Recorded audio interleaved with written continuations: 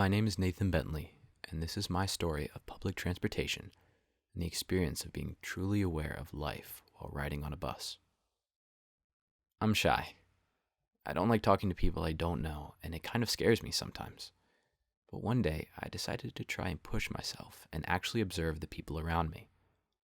As I walked to the bus stop early in the morning, I was alone. It was incredibly cold, and I was really hoping the bus would get there fast. As I waited, a girl from the sister quad showed up to wait as well. I didn't know her name, but she smiled at me and leaned up against the frame of the building. As the minutes passed, a few other people showed up as well. One of the guys I know from my dorm, and a girl who walked out of the parking lot. I assumed she was a commuter student. The guy from my hall nodded at me and put his headphones in. The commuter student looked tired. As she walked, she kind of stumbled as though her eyes were still too tired to show her where to step. As she arrived, so did the bus. The bus that showed up was of a medium size. It was almost all white and had quite steep stairs to get in. I moved slowly towards the bus, letting the other people who were waiting get on first. I was already freezing, so the idea of sitting on the warm bus was a mental and physical relief to me. I walked up those steep stairs and looked up to see the driver smiling at the students walking in. I tried to muster as nice of a smile as I could with my frozen face. It was probably pretty frightening looking, to be honest, but the driver just smiled back, and I walked past onto the main part of the bus.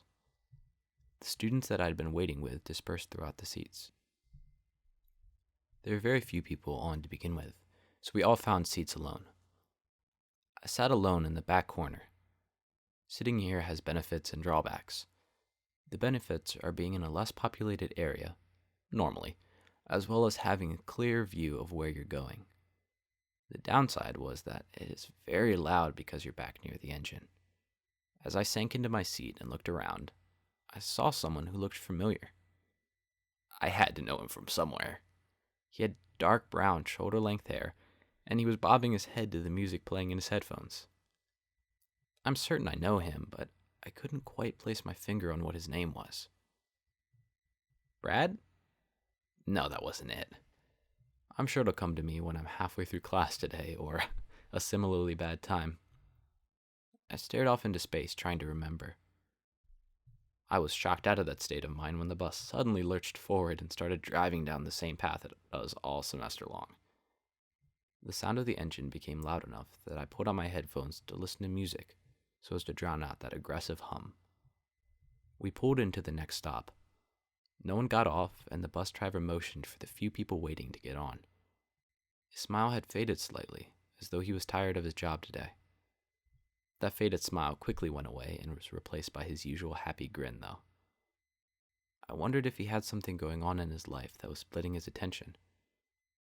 I realized that it wasn't my place to assume his mental state, so I looked down at my phone and changed the song.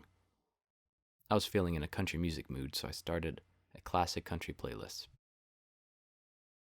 There were 5 people who climbed the stairs and got onto the bus. 2 of them were a couple.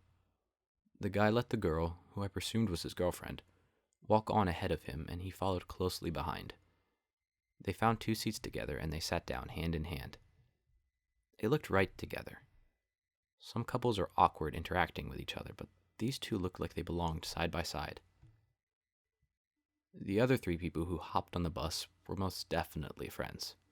And when I say hopped, I mean almost literally. The 2 guys practically ran up the stairs, leaving the poor girl who was with them to try and catch up. By the time she had caught up, they were already seated and catching their breath.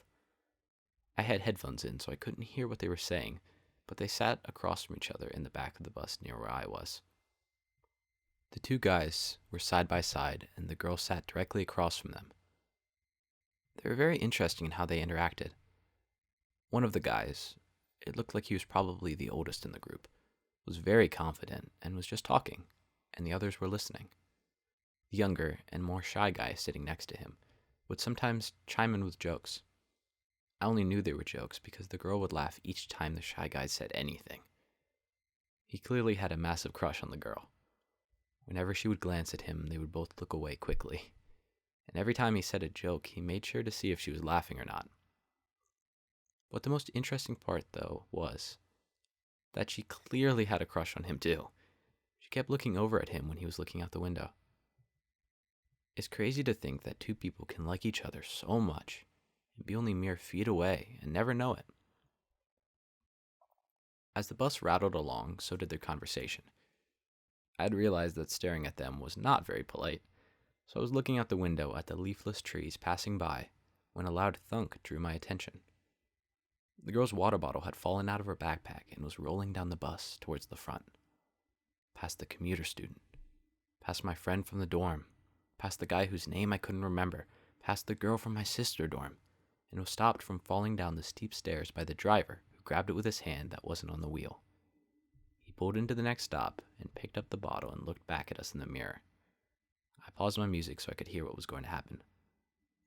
Even with my music paused, I couldn't hear what the driver said, but judging by the way he said it, he wasn't pleased by what had just happened.